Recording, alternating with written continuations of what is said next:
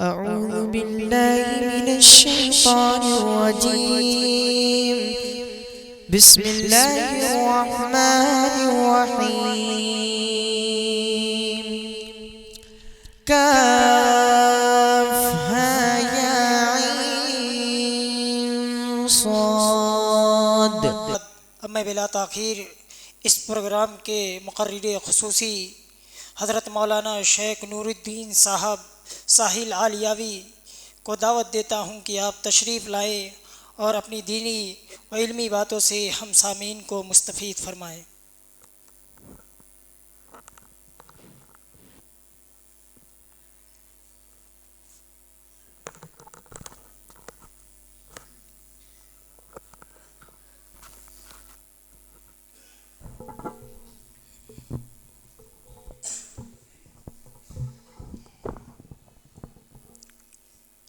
السلام علیکم ورحمۃ اللہ وبرکاتہ۔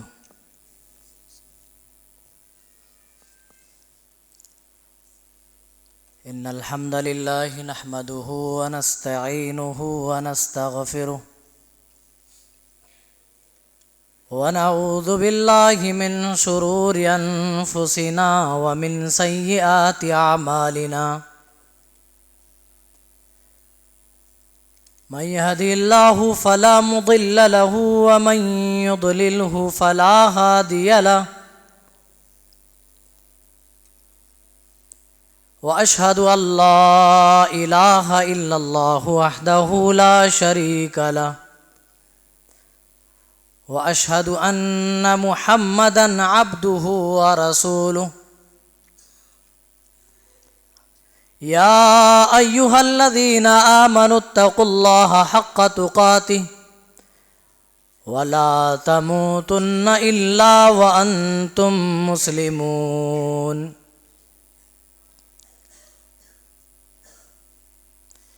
يا أيها الناس اتقوا ربكم الذي خلقكم من نفس واحدة وخلق منها زوجها وبث منهما رجالا كثيرا ونساء، واتقوا الله الذي تساءلون به والأرحام إن الله كان عليكم رقيبا. يا أيها الذين آمنوا اتقوا الله وقولوا قولا سديدا يصلح لكم أعمالكم ويغفر لكم ذنوبكم، ومن يطع الله ورسوله فقد فاز فوزا عظيما. أما بعد، فإن خير الحديث كتاب الله، وخير الهدي هدي محمد صلى الله عليه وسلم، وشر الأمور محدثاتها وكل محدثة بدعة وكل بدعة ضلالة وكل ضلالة في النار. فأعوذ بالله السميع العليم من الشيطان الرجيم. بسم الله الرحمن الرحيم. يستبدل قوما غيركم ثم لا يكونوا أمثالكم. قال النبي صلى الله تعالى عليه وسلم: يوشك أن تدع عليكم الأمم كما تدع الأكلة إلى قصعتها.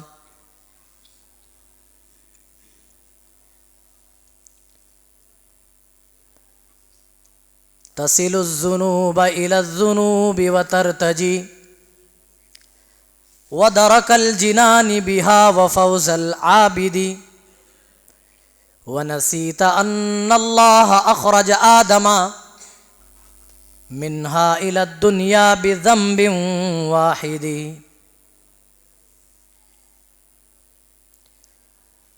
سینے میں اپنے دولت ایمان چاہیے، ایمان چاہیے، صرف مسلمانوں جیسا نام رکھ لیں یہ کافی نہیں ہے. سینے میں اپنے دولت ایمان چاہیے، ایمان چاہیے. سینے میں اپنے دولت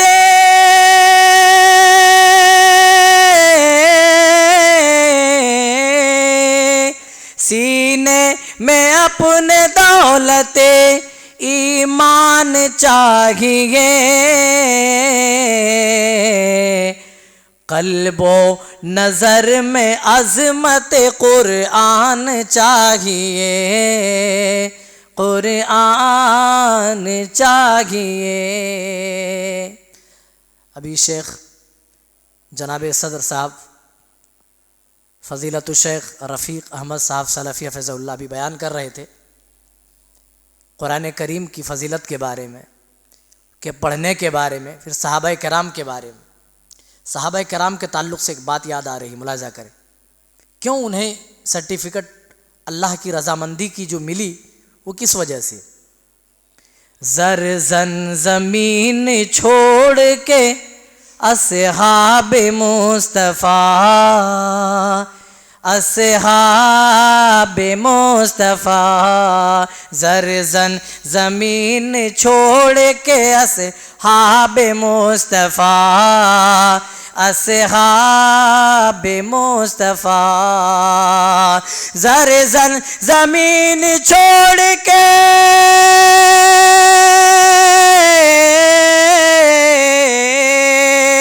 زرزن زمین چھوڑ کے اصحاب مصطفیٰ. کہتے تھے کیا؟ کہتے تھے ہم کو سنت ذیشان چاہیے، ذیشان چاہیے. کہتے تھے ہم کو سنت ذیشان چاہیے، ذیشان چاہیے. دنیا زبان حال سے کہتی ہے برملا، دنیا زبان حال سے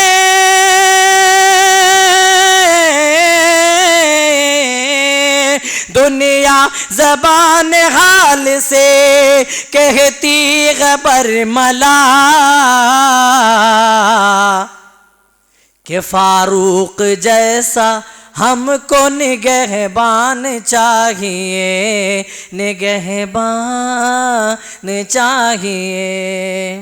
جناب صدر و دیگر معزز و مکرم علماء کرام، دینی ملی بھائیوں، اللہ رب العالمین کا کرم ہے، شکر احسان ہے کہ اس نے ہم سب کو ایک جگہ جمع کیا، ہمیں پیدا فرمایا اور صحیح اور غلط کی تمیز عطا کی.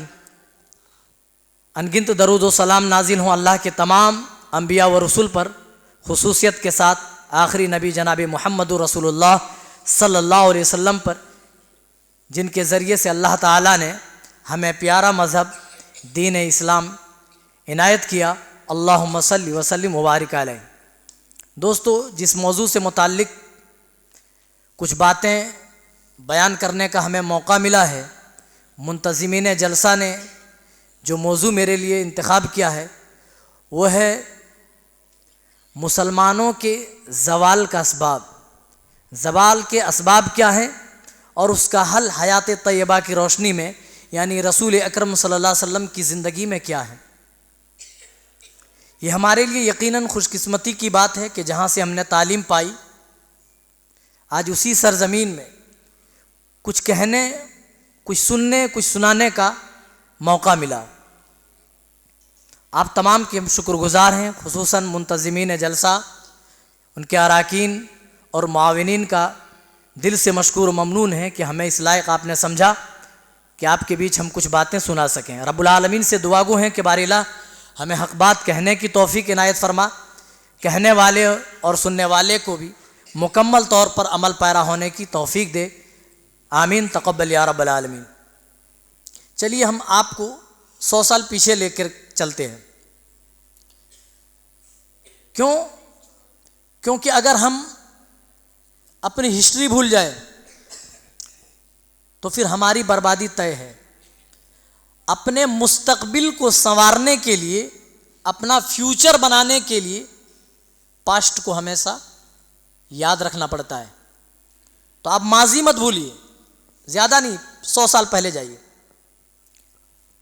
100 سال پہلے یہ امت مسلمہ نوآبادیاتی نظام میں جکڑی ہوئی تھی. ٹھیک ہے، آپ یوں سمجھ لیجئے کہ بے بسی اور بے چارگی کی تصویر بنی ہوئی تھی. آج 57 ممالک کی شکل میں، کتنے؟ 57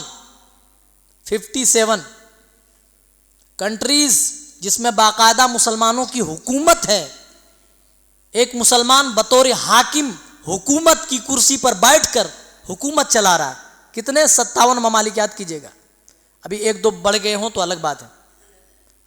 57 ممالک کی شکل میں قوت عددی اکثریت اور قدرتی وسائل سے مالا مال، خاص کر کے عرب علاقے، خلیجی ممالک آپ دیکھیں، کیا نہیں دیا اللہ نے. تیل وہیں پر ہے، گیس وہیں پر ہے، معدنیات کی جتنی بھی چیزیں ہیں اللہ تعالیٰ نے اس علاقے کے اندر وہاں کی زمینوں میں دفنا دیا. لیکن آپ غور کریں، سقوط بیت المقدس 1967 سے شروع ہوتا ہے اور آج تک، اور وہ بھی آپ دیکھیں کابل اور بغداد پر جو دشمنان اسلام کی یلغار تھی اس کو بھی آپ اپنے ذہن میں رکھیں. کیا مسلمانوں کے لیے نازیانہ نہیں؟ میرے بھائیوں، ہم اپنی تاریخ بھول جائیں، ہم اپنا پاسٹ بھلا دیں، اپنا ماضی بھلا کر کیا اپنا ہم مستقبل سنوار سکتے؟ نہیں. ہمیں اپنا فیوچر بنانے کے لیے ماضی کی غلطیوں پر نظر رکھنی ہوگی کہ ماضی میں ہم نے کون سی غلطی کی جس بنا پر ہم آج اس نوبت میں آ چکے ہیں جہاں ہر گناہ کی جڑ ہم ہی بنتے ہیں، ہمیں ہی بنایا جاتا ہے. جہاں 100 سال پہلے یہ امت مسلمہ تھی، قدرتی وسائل سے مالا مال ہونے کے باوجود، 57 ممالک میں حکومت پانے کے باوجود بھی عاجزی، درماندگی کے اسی دہانے پر یہ امت کھڑی ہے جہاں 100 سال قبل تھی. چلیے ان راستوں کی نشاندہی انشاءاللہ کریں گے جو اس ناگفتہ بھی حالت تک پہنچنے کے باعث بنے، اور ان چیزوں کا بھی ہم ذکر کریں گے جو ان تاریک اندھیروں کی ان تاریک گلیوں سے روشنی کی طرف جاتا ہے. انشاءاللہ ہماری بات قرآن کریم، سیرت مطہرہ اور نبی صلی اللہ علیہ وسلم کے فرمان تک ہی محدود رہیں گی. مسلمانوں کے زوال کی بات کریں، جب آپ نظر دوڑائیں کہ وجہ کیا ہے جس کی وجہ سے ہم مسلسل 100 سے زائد سالوں تک ہم پسے جا رہے ہیں، ہماری ذلت، مسکنت سب کچھ ہمارے مقدر میں لکھ دی گئی. کیا وجہ ہے؟ جب ہم وجہوں کو تلاش کریں گے تو ہم ان چند حقائق، خصوصاً 4 وجہوں سے نظر نہیں پھیر سکیں گے، ہم چشم پوشی نہیں کر سکیں گے. پہلی چیز کا ہم ذکر کریں گے اللہ تعالیٰ کی توحید اور اس کی دعوت سے انحراف. یہاں کتنے % ہندوستان میں مسلمان ہیں؟ مسلمانوں کی تعداد کیا ہے؟ اور کتنوں کے پاس آج صحیح توحید، صحیح منہج، صحیح عقیدہ موجود ہے؟ گنے چنے لوگ ملیں گے. جو اہل حدیث کہلانے والے ہیں ان کے پاس تھوڑے بہت ٹھیک ٹھاک کچھ صحیح عقائد تھے، تو انہوں نے بھی توحید کو اپنی بپوتی سمجھ لی ہے اور اپنے گھر تک ہی اس دعوت کو محدود رکھا ہے. رسول اکرم صلی اللہ علیہ وسلم جب اس دعوت کو لے کر کے اٹھتے ہیں، اس دعوت کا آغاز آپ صفا کی پہاڑی سے کر رہے ہیں. سب سے پہلے اپنے آپ کو اللہ کا رسول بنا کر کے پیش کر رہے ہیں. ایک ایک خاندان والوں کو آپ نے جمع کیا. قریش کے سارے قبائل موجود ہیں، عبد شمس والے ہیں، کعب بن لبی والے ہیں، عبد مناف والے بھی لوگ موجود ہیں. آپ نے ایک ایک کا نام لے لے کر کے فرمایا اے مکہ والو، یہ لات، یہ منات، یہ عزا، یہ ہبل، جن کو تم اپنا حاجت روا مانتے ہو، جن کو تم اپنا مشکل کشا سمجھتے، جس کو تم بگڑی بنانے والا تصور کرتے ہو، اے میری قوم کے لوگوں، یہ تمہارے لیے نفع اور نقصان کے مالک نہیں ہے۔ میں شروع سے لے کر کے چل رہا ہوں میرے بھائی۔ یہ دعوت ایسا نہیں کہ ہر کوئی لے کر کے اٹھ جائے اور کھلم کھلا دے دے۔ سب سے پہلے اللہ کے رسول نے اپنے آپ کو اللہ کا رسول بنایا اور لوگوں کے سامنے توحید بلند کی، توحید سنایا۔ لوگوں نے کیا رد عمل پیش کیا؟ قرآن اٹھائیے، قرآن میں اللہ تعالیٰ نے ان کے جواب ریکارڈ کیے۔ اِنَّا لَتَارِكُو آلِهَتِنَا لِشَاعِرٍ مَجْنُونٍ، کیا ایک پاگل شاعر کے کہہ دینے پر کیا ہم اپنے معبودوں کو چھوڑ دیں گے، ترک کر دیں گے؟ دوسرا جواب کیا تھا؟ اجعل الآلہۃ الہا واحدا، اے محمد یہ کیسے ہو سکتا ہے؟ یہ لات، یہ منات، یہ ہبل، یہ عزا جن کی عبادت ہم کرتے ہیں، ان تمام معبودوں کو چھوڑ کر ایک اللہ کا پرستار بن جائیں، یہ کیسے ہو سکتا ہے؟ سب کو چھوڑ کر ایک پر اکتفا؟ نہیں نہیں نہیں، یہ نہیں ہو سکتا ہے۔ کیا نہیں کہا گیا؟ یہ قوم بھی، یہ امت بھی توحید کے لیے پیدا کی گئی تھی۔ اے مسلمانوں، تم توحید کے لیے آئے تھے، توحید کو پھیلانے کے لیے دنیا کے اندر بھیجے گئے تھے، شرک کے خاتمے کے لیے تم اس دنیا کے اندر آئے تھے۔ لیکن جب ہم مسلمانوں پر نظر دوڑاتے ہیں، مسلمانوں کی اکثریت آج شرک کے دلدل میں آج پھنسی ہوئی ہے۔ آج نظر اٹھا کر معاشرے میں دیکھیے میرے بھائیوں، اللہ کی زمین پر ٹہلیے، جائزہ لیجئے، دیکھیے جگہ جگہ پر شرک کے اڈے کھلے نظر آئیں گے۔ آج ہم مسلمان قبروں اور مزاروں کے رسیا بن گئے، غیر اللہ سے فریاد رسی ہمارا شیوا بن گیا۔ اللہ کی رحمت کہاں سے آئے گی؟ او میرے بھائیوں، اللہ کی توحید کے ساتھ کھلواڑ ہم کریں، اللہ کی توحید کا مذاق ہم اڑائیں اور یہ امید کریں کہ اللہ تعالیٰ اپنی رحمت ہمارے اوپر برسائے، تو یاد رکھیے اللہ کی قسم، اللہ کی توحید کے ساتھ بغاوت کرنے کے بعد اللہ کی رحمت نہیں آ سکتی ہے، بلکہ ہم اللہ کے عذاب کے مستحق ٹھہریں گے۔ اللہ کا عذاب ہمارے اوپر آئے گا، ہم نہیں بچ سکتے۔ جس قوم نے بھی توحید سے انحراف کیا، ان قوموں کی تاریخ اور ہسٹری آپ پڑھ لیجئے گا، اللہ تعالیٰ نے ان قوموں کے ساتھ کیا معاملہ کیا۔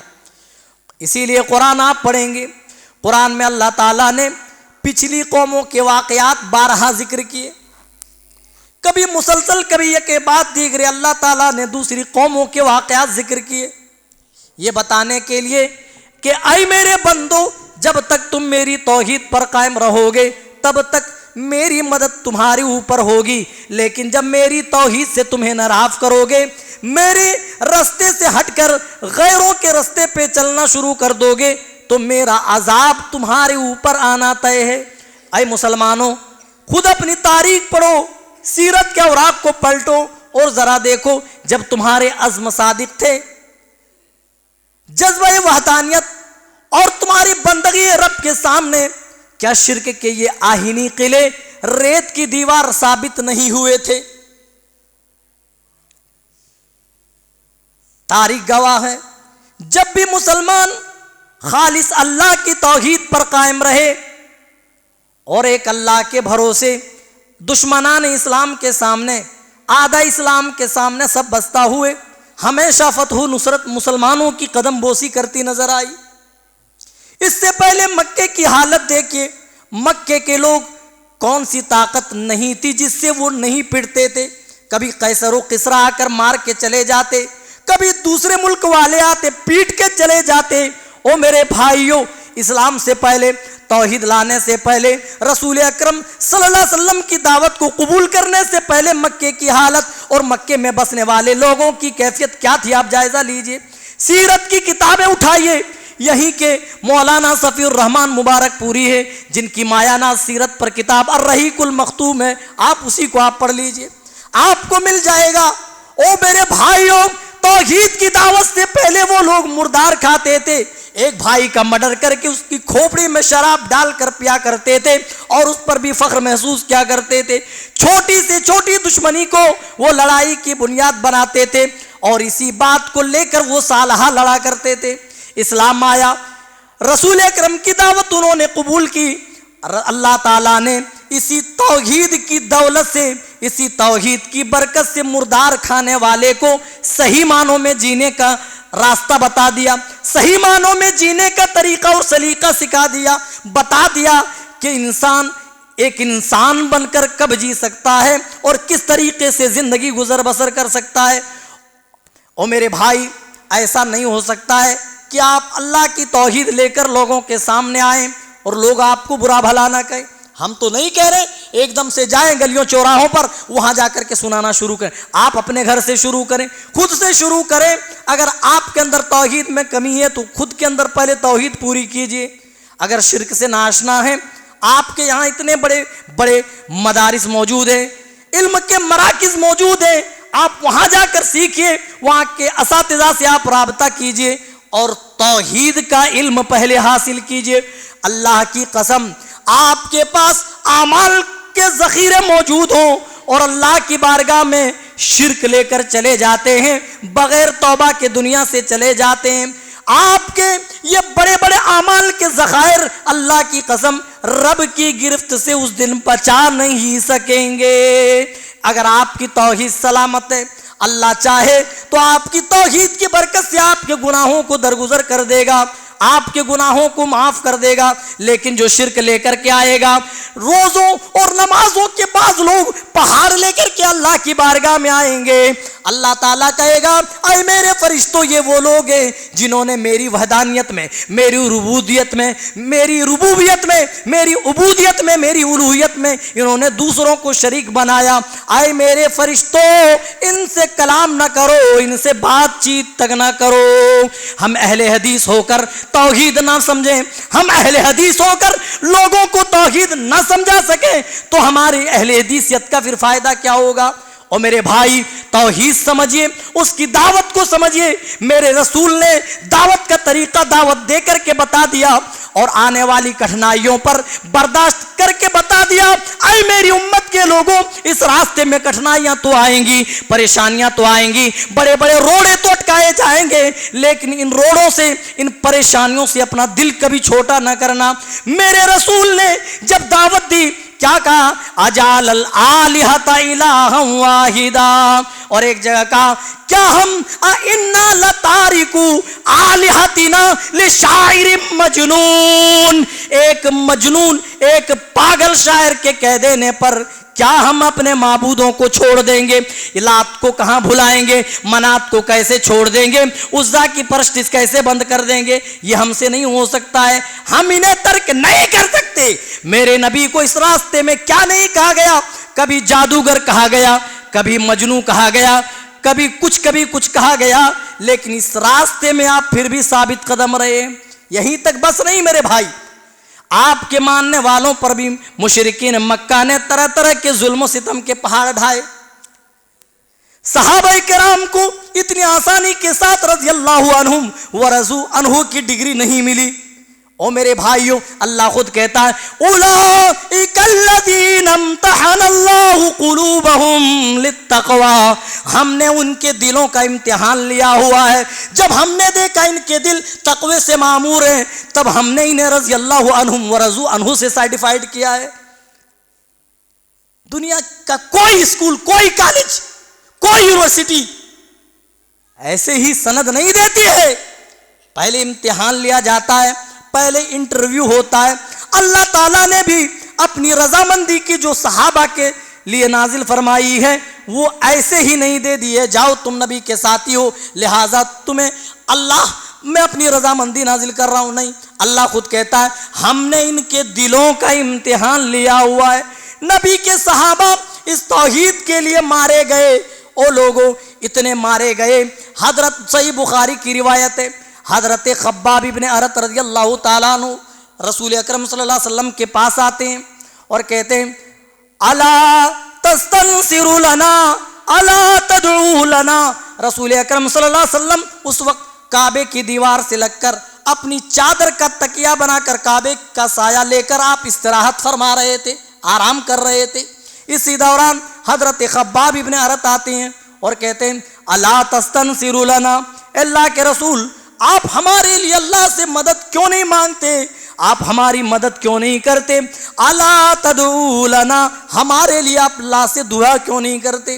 رسول اکرم صلی اللہ علیہ وسلم نے او میرے بھائیوں ہمارے اوپر آج کوئی دباؤ نہیں، ہم نماز پڑھیں، ہم روزے رکھیں، ہم بڑی بڑی مساجد تعمیر کریں، بڑے بڑے مدارس قائم کریں، ہمارے اوپر کوئی روک کوئی پابندی نہیں، ہم اپنے دین کا پرچار و پرسار کریں، توحید پھیلائیں، کوئی رکاوٹ نہیں. اس زمانے کو یاد کیجئے جب ایمان کی بدولت مارا جاتا تھا، ایمان کی بدولت پیٹا جاتا تھا.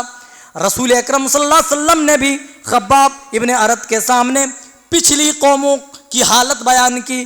اے خباب ابن ارت، ارے تم سے پہلے جو لوگ تھے اللہ کی قسم وہ اسی توحید کے راستے میں اتنے پریشان کیے گئے، اتنے ستائے گئے، ان چھوٹی پریشانیوں سے تم اپنا دل چھوٹا کر لے رہے ہو. ارے ان کو تو مارا پیٹا جاتا، جب مارنے پیٹنے سے دل نہیں بھرتا زمین کے اندر گڈھے کھودے جاتے، گڈھے کے اندر آدمی کو، ایمان والے کو، توحید پرست کو ڈال دیا جاتا. فیوضع بالمنشاری، اور سروں کے بیچوں بیچ آری چلا دی جاتی. حدیث کے الفاظ ہیں کہ آری چلا کر ان کے جسم کو دو ٹکڑوں میں بانٹ دیا جاتا اور لوہے کی کنگھیوں سے ان کے گوشت نوچ لیے جاتے تھے، ان کی ہڈیاں تک متاثر ہوتی تھیں. اور میرے بھائیو رسول اکرم صلی اللہ علیہ وسلم فرماتے ہیں اے خباب، پھر بھی اتنے لرزہ خیز مظالم سہنے کے باوجود بھی کوئی ایسی طاقت نہ تھی جو انہیں راہ راست سے پھیر سکتی تھی. یہ سارے مظالم انہوں نے سہے، سارے ظلم و ستم کا سامنا کیا، کوئی ایک ایسی تکلیف نہ تھی جس کی وجہ سے وہ راہ حق سے بھٹک جاتے، کوئی ایسی طاقت نہیں تھی، پھر بھی راہ حق میں جمے رہے. پھر رسول اکرم صلی اللہ علیہ وسلم نے بھروسہ دلایا واللہ لیتمن اللہ ھذا الامر، اللہ کی قسم اللہ تعالیٰ اس دین کی تکمیل کرے گا، اس دین کو ضرور کمپلیٹ کرے گا. حتی یسیر الراکب، یہاں تک کہ ایک سواری سوار ہوگا اور صنعاء سے حضرموت تک سفر کرے گا، لا یخاف الا اللہ، اللہ کے علاوہ اس کے سینے میں کسی اور کا ڈر موجود نہ ہوگا. اللہ اپنے اس دین کی تکمیل کر کے رہے گا. اور اے خباب حالت یہ ہوگی لا یخاف الا اللہ، اللہ کے ڈر کے علاوہ کہ سینوں میں کسی کا ڈر نہیں ہوگا. اور میرے بھائیوں آج ہم پریشان تو نہیں کیے جا رہے ہیں، اور یاد کرو یہی توحید کی دعوت تھی جس کے بدولت نبی اور نبی کے صحابہ، نبی کے گھر والے بائیکاٹ کر دیے گئے. لاک ڈاؤن کا معاملہ دیکھ لیجئے، ہم اپنے گھروں میں محصور ہو گئے تھے لیکن کھانے پینے کی چیزیں مل رہی تھیں، پھر بھی لگ رہا تھا کہ ہم قید کر دیے گئے، پھر بھی لگ رہا تھا کہ اب اس جیل سے چھٹکارا نہیں مل سکتا ہے. اور میرے بھائیوں یاد کرو رسول اکرم صلی اللہ علیہ وسلم اور آپ کے ماننے والے صحابہ، آپ کے گھر والوں کو ایک جگہ شیب ابی طالب میں محصور کر دیا جاتا ہے، قید کر دیا جاتا ہے. باہر دوسرے ممالک سے کھانے پینے کی چیزیں آتی ہیں، مسلمانوں کو اجازت نہیں ہے کہ کھانے پینے کی چیزیں خریدیں اور کھائیں. دوسرے لوگ خرید رہے ہیں، کھا رہے ہیں. عورتوں کے رونے کی، بچوں کی بلکنے کی آوازیں آتی تھی، لیکن کیا مجال کہ ان کے کلیجے پسیج جائے، کیا مجال کہ ان کے اندر رحم کا کوئی مادہ آ جائے، پھر بھی ان کے کلیجے نہیں پسیجتے تھے. اور جانتے ہو میرے بھائیوں 3 سال یہ ظلم و ستم کا معاملہ چلتا رہا. 3 سال نبی اور نبی کے صحابہ، آپ کے گھر والے، آپ کے اعزاء و اقارب، آپ کے خاندان والے 3 سالوں تک شیب ابی طالب میں جا کر پناہ لیتے ہیں. 3 سالوں تک کفار کی طرف سے بائیکاٹ چلتا ہے. دودھ نہیں آیا، گوشت نہیں آیا، چاول نہیں آیا، کھانے پینے کی کوئی چیز نہیں آئی. صحابہ او میرے بھائیوں، اسی لیے تو میں ہر جگہ کہا کرتا ہوں، صحابہ نے اس اسلام کے لیے، توحید کے لیے، اس دین کے لیے جتنا خون بہایا ہے، جتنے مظالم سہے ہیں، اللہ کی قسم اس کی جگہ ایک قطرہ پسینہ بھی ہم اس دین کے لیے بہا دیں تو کم سے کم اللہ کے سامنے ہم عذر پیش کریں، اے میرے پروردگار، ہمارے زمانے میں ہم سے جو ہو سکتا تھا ہم لے کر آئے ہیں، تیری دین کی فتح و نصرت کے لیے ہم جتنا کر سکتے تھے ہم کر کے آئے ہیں، اے اللہ تو اسی کو قبول فرما۔ تیرے صحابہ جیسی جرت نہ تھی، تیرے صحابہ جیسی طاقت نہ تھی، نہ اس جیسا ایمان تھا، اے اللہ اپنے ایمان کے مطابق ہم اعمال لے کر کے آئے ہیں۔ درخت کی سوکھی پتیاں چبا چبا کر 3 سال انہوں نے زندگی گزاری۔ او میرے بھائیوں، سوکھے چمڑے، جن چمڑوں کا آج ہم جوتا اور بیلٹ استعمال کر رہے ہیں، وہی سوکھے چمڑے رات کو پانی میں ڈبو دیتے، بھگو دیتے، اور صبح ہوتی وہی چمڑے چوستے، اور چوس کر انہوں نے اپنی 3 سالہ زندگی گزاری ہے۔ ہمیں کیا معلوم توحید کیا ہے؟ او میرے بھائیوں، جو صرف پان کھا کر گلیاں لال کریں، نالیاں لال کرے، جو قوالی اور مشاعرے میں جا کر حاضری دے، جلسے کی بات آئے، قرآن و حدیث کی بات آئے تو شیطان کی طرف دور بھاگ جائے، وہ کیا سمجھیں کہ توحید کیا ہے، وہ کیا سمجھے اس راستے میں مزہ کتنا آتا ہے۔ کبھی حضرت بلال سے پوچھو، حضرت بلال نے عرب کی تپتی ہوئی ریت میں اپنی چربی پگھلا کر توحید کی اہمیت ہم سب کے اوپر ثابت کر دی ہے۔ او لوگوں، توحید ایسی دعوت ہے جس کے لیے اپنی جان تک کی قربانی تو دی جا سکتی ہے، اپنے جسم کی بوٹی تو کرائی جا سکتی ہے، اپنے جسم کو جلا کر خاکستر تو کیا جا سکتا ہے، لیکن توحید سے کوئی کمپرومائز نہیں کیا جا سکتا ہے۔ اور خباب ابن عرص سے پوچھو، او جنہیں آگ کے انگارے میں اسی توحید کے بدولت لٹا دیا گیا۔ او میرے بھائیوں، حضرت سمیہ رضی اللہ تعالی عنہا سے پوچھو، توحید کے اندر کون سی لذت ہے؟ ایمان کے اندر بھی ایک مٹھاس ہے، لیکن ہر کوئی اس ایمان کی مٹھاس کو محسوس نہیں کر سکتا ہے۔ اللہ، ہر کوئی نہیں۔ ہاں، رسول اکرم صلی اللہ علیہ وسلم نے فرمایا، لیکن 3 اعمال ایسے ہیں جن کی وجہ سے ایمان ایمان کی مٹھاس محسوس کر لے گا۔ جس کے دل میں اللہ اور اس کے رسول کی محبت تمام چیزوں کی محبت سے زیادہ ہو، وہ ایمان کی مٹھاس کو پا لے گا۔ اسی طرح ایک دوسرے سے محبت صرف اللہ کے لیے اگر کر رہا ہو تو وہ بھی ایمان کی مٹھاس کو پا لے گا۔ اور اسی طرح ایمان لانے کے بعد، اسلام میں داخل ہونے کے بعد کفر کو اتنی ہی زیادہ ناپسند کرتا ہو جتنا آگ میں ڈالے جانے کو ناپسند کرتا ہو، تو وہ آدمی ایمان کی لذت کو محسوس کر لے گا۔ ہم چاہتے ہیں وہ ایمان جو صحابہ کے اندر موجود تھی، اس کی مٹھاس، اس کی لذت ہم محسوس کریں، تو اپنے آپ کو اعمال سے سجانا ہوگا۔ میرے بھائیوں، رسول اکرم دعوت میں مصروف ہے، کون سی اذیت تھی جو آپ کو نہ دی گئی ہو؟ ایک مرتبہ آ گئے مشرکین بڑے اختصار کے ساتھ، صرف توحید میں ابھی اور 2-4 وجہ بیان کرنی ہے۔ آ گئے اور کہنے لگے، ابو طالب اپنے بھتیجے کو روک لو، دیکھو تمہارا بھتیجا رات دن ہمارے معبودوں پر لعن و طعن کرتا ہے، برا بھلا کہتا ہے، روک لو اپنے بھتیجے محمد کو۔ ابو طالب نے ادھر سے سنا اور ادھر سے چھو کر دیا، اڑا دیا، اپنے بھتیجے محمد صلی اللہ علیہ وسلم سے کچھ نہیں کہا۔ آپ برابر اپنی دعوتی کاموں میں مصروف رہے، توحید لوگوں کو سمجھاتے رہے، بتاتے رہے، اے مکہ والو، اللہ کے علاوہ تمہارا کوئی حاجت روا نہیں، تمہارا کوئی مشکل کشا نہیں، تمہارا کوئی بگڑی بنانے والا نہیں، تمہارے لیے نفع اور نقصان کا مالک کوئی نہیں، سمجھاتے رہے۔ پھر آئے، ابو طالب جو بات ہم نے تم سے کہی تھی لگ رہا ہے تمہارے اندر اثر انداز نہیں ہوئے، تمہارا بھتیجا برابر اپنے دینی کاموں میں مصروف ہے، اپنے دعوتی کاموں میں، اور تو چپ چاپ بیٹھا ہے، تو کچھ ایکشن ہی نہیں لے رہا۔ ارے اپنے بھتیجوں کو سمجھاؤ یا محمد کو ہمارے حوالے کر دو، ہم اپنے طریقے سے نپٹ لیں گے۔ کیا کہا؟ ہمارے حوالے کر دو، ہم اپنے طریقے سے نپٹ۔ جب دیکھا ابو طالب چونکہ بہت محبت کرتے تھے نا، جب دیکھا معاملہ بڑا گمبھیر ہے، حالت بڑی سنگین ہے، تو اپنے بھتیجے کو بلایا، اٹھائیے شیخ الحدیث مولانا صفی الرحمن مبارک پوری کی کتاب الرحیق المختوم، وہاں پر بھی یہ واقعہ آپ کو ملے گا۔ رسول اکرم صلی اللہ علیہ وسلم نے جب دیکھا، چاچا یہ کہہ رہے ہیں، اے میرے بھتیجے میں بوڑھا ہو گیا ہوں، میری کمر جھک چکی ہے، میری ہڈیاں بھی کمزور ہو چکی ہیں، میرے اندر وہ جرأت و طاقت نہ رہی. تم جتنی بوجھ میرے اوپر ڈال رہے ہو اتنی بوجھ میں اٹھانے کی سکت نہیں رکھتا. اللہ کے رسول سمجھ گئے کہ میرے چچا یہ سمجھتے ہیں کہ میں چچا کی طاقت اور بلبوتے پر اللہ کا دین لوگوں کو سنا رہا ہوں, اللہ کی توحید لوگوں تک پہنچا رہا ہوں.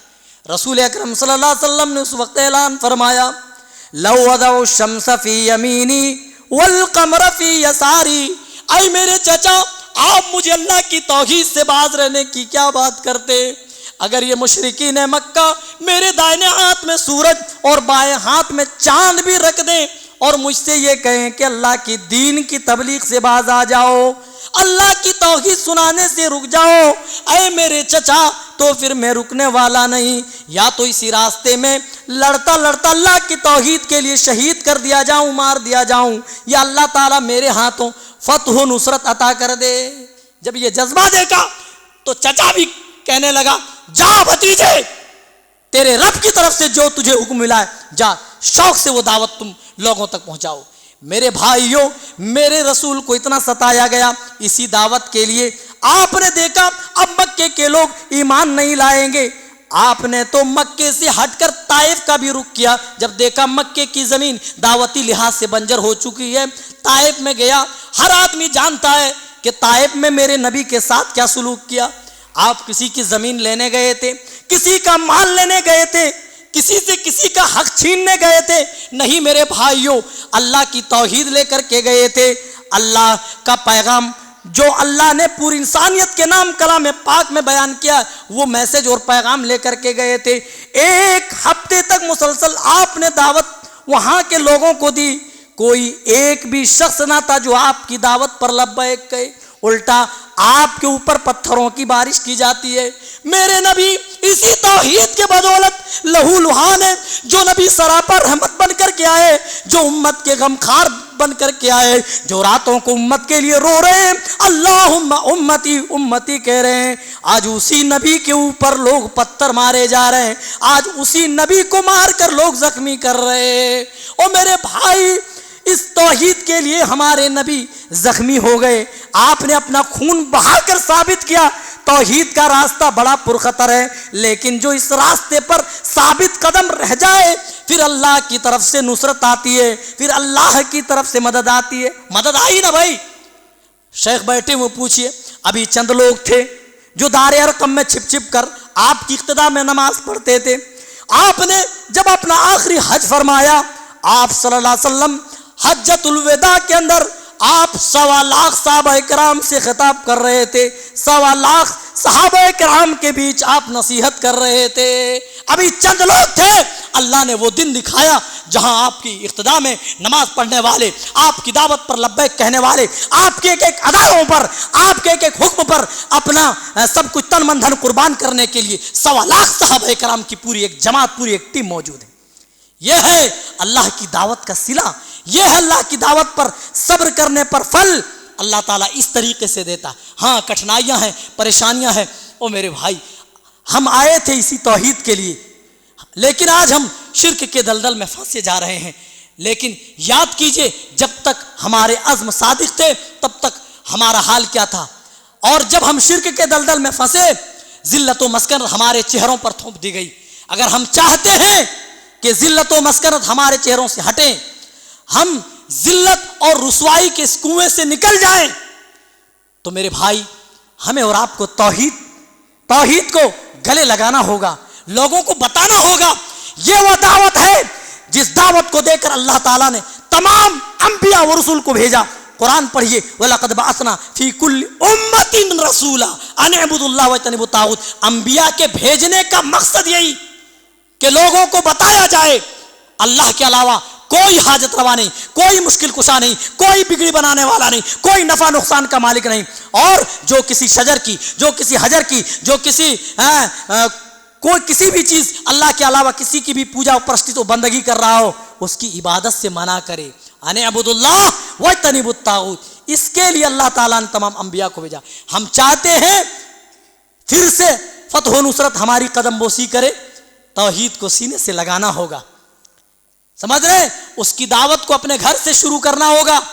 پھر دیکھیے توحید کے بابرکت اثرات کس طریقے سے مرتب ہوتے ہیں. ابھی 200 سال قبل ایک تحریک شروع ہوئی شیخ عبد الوہاب نجدی رحمۃ اللہ علیہ کے ذریعے سے. آج دیکھیں اس کے بابرکت اثرات آج بھی ایک لمبا عرصہ گزرا. ارے 200 سال کوئی چھوٹا عرصہ ہے, لمبا عرصہ, لیکن اس کے بابرکت اثرات آج بھی سعودی عرب کے اندر دیکھے جا سکتے ہیں.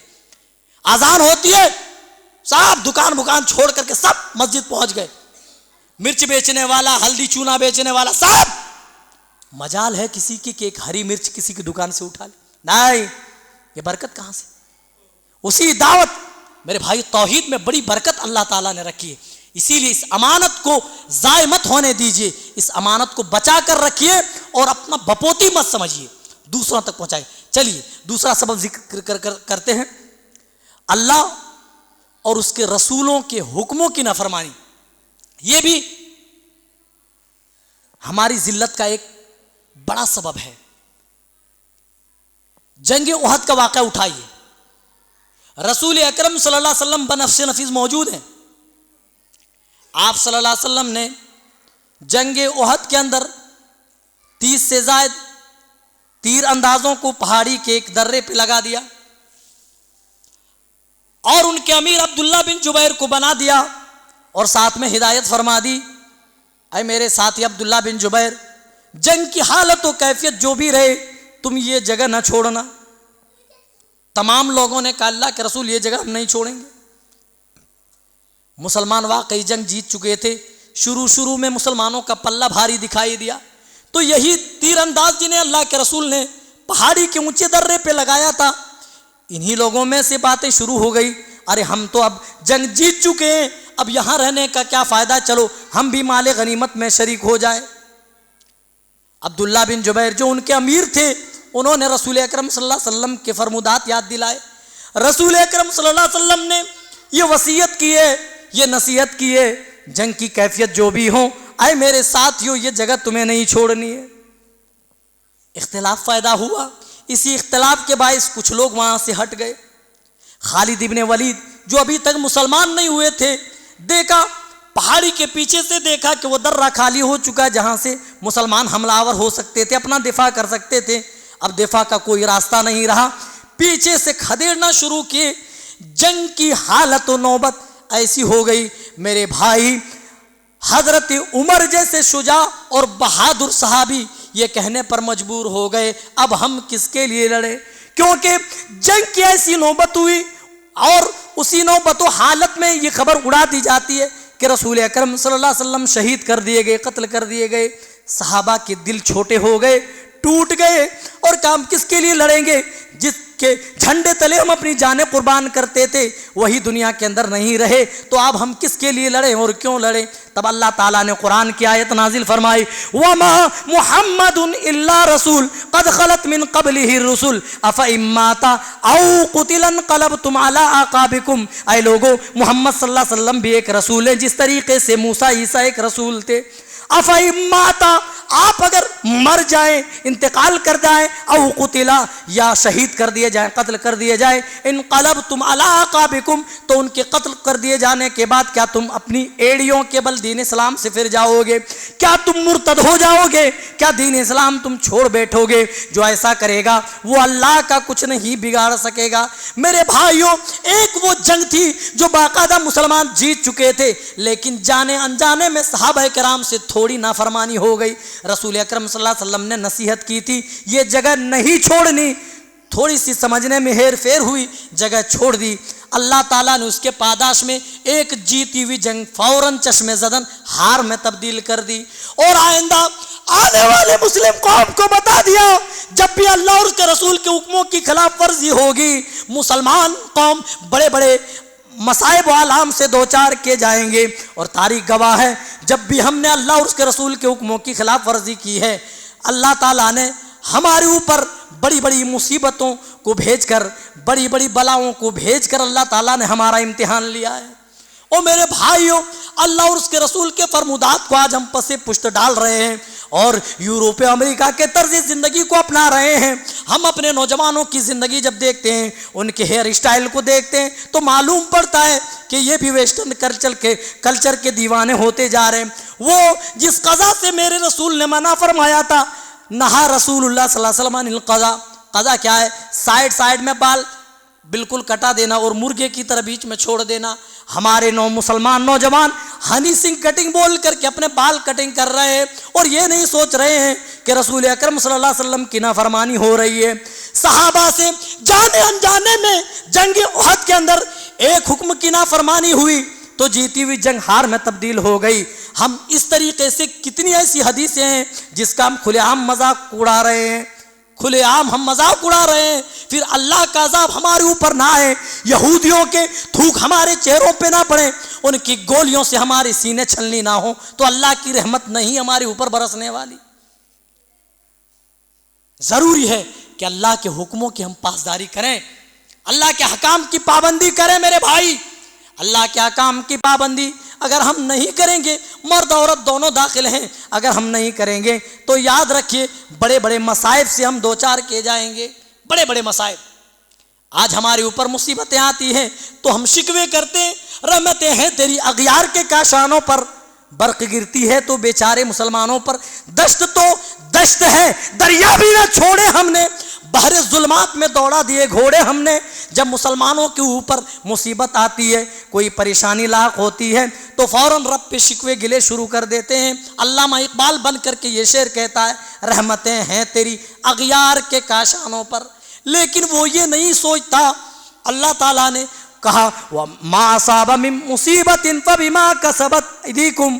اے لوگوں، جو مصیبتیں تمہیں پہنچی ہیں وہ تمہارے ہاتھوں کی کمائی ہے، وہ تمہارے ہاتھوں کی کرتوت ہے.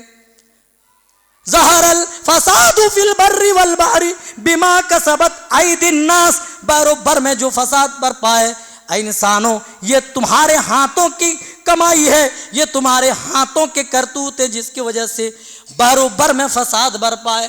ہم یہ سمجھتے ہیں اللہ تعالیٰ کا ہمارے اوپر عذاب آ رہا ہے اور اللہ تعالیٰ یوں ہی عذاب ہمیں دے رہا ہے. نہیں، اللہ اور اس کے رسول کی حکموں کی جب بھی نافرمانی ہوگی اس کے پاداش میں اللہ تعالیٰ ہمارے اوپر اپنا عذاب نازل کرے گا. اور اللہ کے عذاب سے ٹکرانے کی ہم اپنے اندر سکت نہیں رکھتے.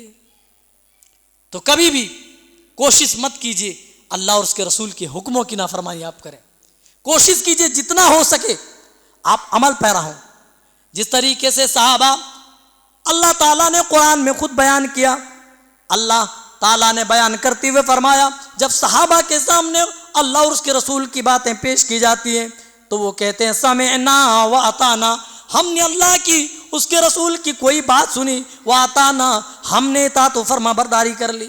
آج ہم کسی بھائی سے پوچھیں او میرے بھائی آپ شراب کیوں پی رہے، وہ فوراً یہی کہے گا مولوی صاحب کیا کریں، عادت ہو گئی ہے، میں اس کا ایڈکٹ ہو چکا ہوں، یہ گناہ مجھ سے نہیں چھوٹ رہا ہے. اور میرے بھائیوں یاد کرو حضرت صحیح بخاری کی روایت ہے، حضرت انس رضی اللہ تعالیٰ عنہ اس حدیث کو بیان فرماتے ہیں اور کہتے ہیں ابو طلحہ رضی اللہ تعالیٰ عنہ کی پارٹی چل رہی تھی لوگوں کے مجمع میں. ابو طلحہ انصاری رضی اللہ تعالیٰ عنہ لوگوں کو شراب پلا رہے تھے. اچانک منادی آتا ہے اور کہتا ہے اے لوگوں کیا تمہیں خبر نہیں پہنچی ہے. فوراً بیٹھے ہوئے لوگ کہتے ہیں اے منادی تو کس خبر کی بات کرتا ہے.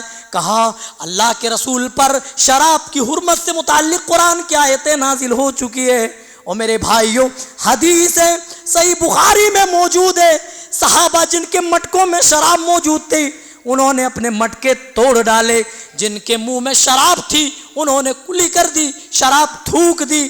شراب اس طریقے سے بہائی گئی لگ رہا تھا کہ گلیوں کے اندر باڑھ آ گئی ہو. اسی لیے اللہ تعالیٰ نے کہا صحابہ کے سامنے جب اللہ اور اس کے رسول کی باتیں پیش کی جاتی ہے وہ کہتے سمعنا واطعنا، ہم نے سنی اور ہم نے اطاعت کر لی.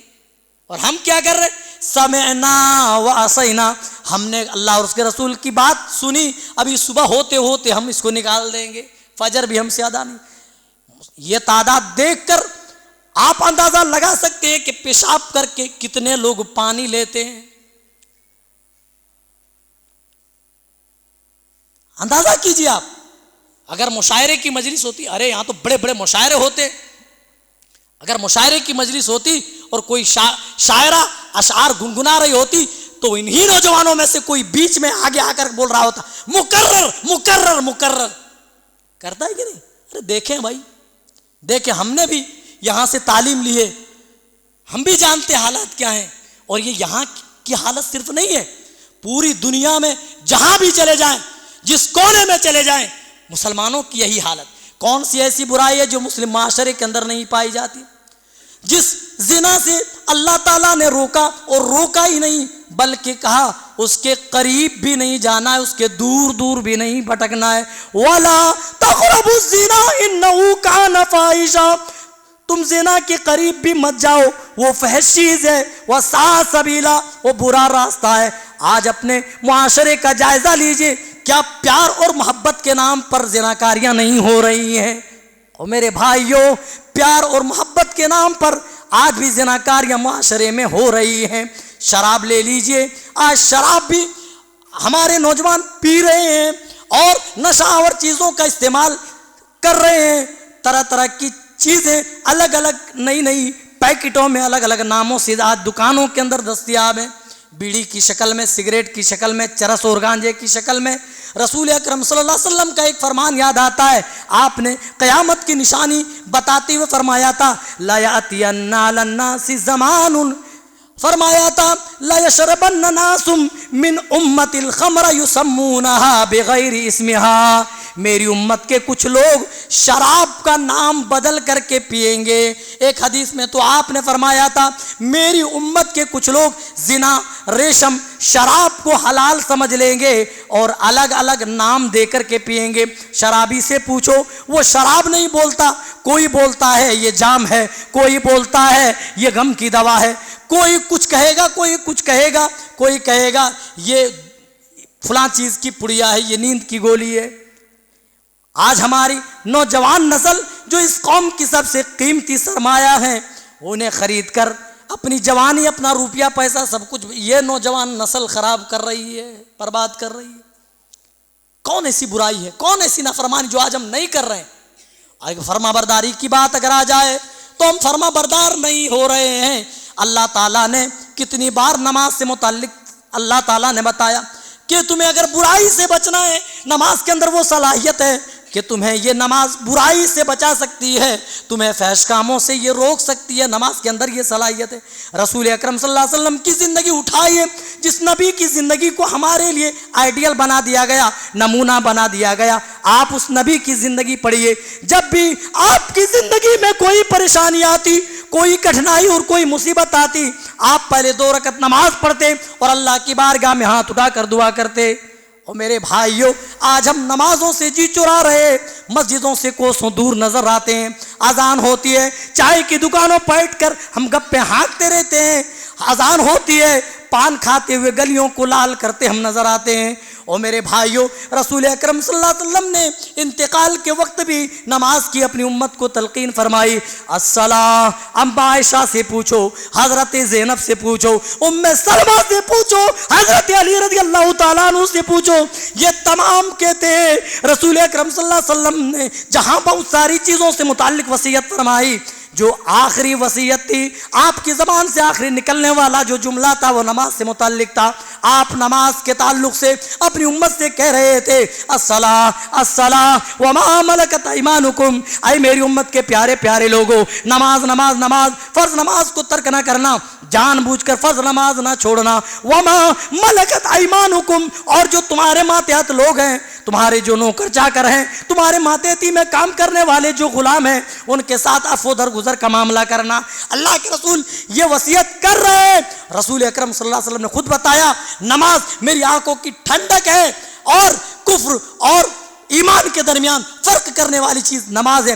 رسول اکرم صلی اللہ علیہ وسلم کہ دوسرے احکام جو فرض کیے گئے وہ دنیا میں نماز کی باری آئی، اوپر 7 آسمانوں کے اوپر بلا کر بطور تحفہ دیا، اور درجے میں 50 کی حیثیت دی۔ کوئی 5 وقتہ نمازوں کی اگر پابندی کرے تو اسے 5 وقت کی نماز پڑھنے کا ثواب نہیں دیا جاتا، اللہ کے ہاں ایک عمل 10 گنا ہوتا ہے۔ تو 5 وقت کی نماز ٹائم ٹو ٹائم پڑھنے والا آدمی وہ 50 وقتوں کی نماز پڑھنے کے برابر اللہ سے ثواب پائے گا۔ اس کے باوجود بھی نمازوں سے انحراف، اس کے باوجود بھی ہم مسجدوں سے دور، اس کے باوجود بھی مسجدوں سے رشتہ ہم توڑے ہوئے ہیں، ہم اللہ کے پاس کیا جواب دیں گے میرے بھائیوں؟ کیا اللہ کے پاس ہم کیا کہیں گے؟ کیا ہمیں مرنا نہیں ہے؟ کیا رب کے پاس ہمیں جانا نہیں ہے؟ کیا رب کے پاس ہمیں حساب و کتاب نہیں دینا؟ ابھی شیخ سے سن رہے تھے ابوالکلام صاحب سے کہ اللہ کے پاس حشر میں جو سوال ہوگا، جب تک بندے سوال کے جوابات نہ دے دے تب تک اپنا قدم ٹس سے مس نہ کر پائے گا۔ کم از کم ایسے اعمال تو ہم کر جائیں جو اعمال رب کو دکھائے جانے کے لائق ہوں میرے بھائی۔ اور آگے بڑھتے ہیں، تیسری ایک وجہ ہے آخرت کے بالمقابل دنیا کو ترجیح دینا۔ ہم مسلمان ہیں، ہم ایمان والے اپنے آپ کو کہتے ہیں، عبداللہ، عبد الرحمان، ندیم، سہیم، اس طرح کے نام ہیں مسلمانوں جیسے، لیکن ہم نے مسلمان ہونے کے باوجود دنیا کو سب کچھ سمجھ لیا۔ یہ دنیا ہے، کھا لو پی لو مر جاؤ، آگے پیچھے کچھ نہیں ہے۔ امت مسلمہ کی پوری انرجی صرف دنیاوی چیزوں کے حصول میں صرف ہے۔ یہ مسلمان قوم یہ سمجھتی ہے کہ پوری دنیا کی دولت میرے قدموں کے نیچے آ جائے۔ اللہ کی قسم ہو میرے بھائیوں، اگر ساری دنیا کی دولتیں بھی آپ کو مل جائیں تب بھی آپ کو وہ چین وہ قرار نصیب نہیں ہو سکتا ہے۔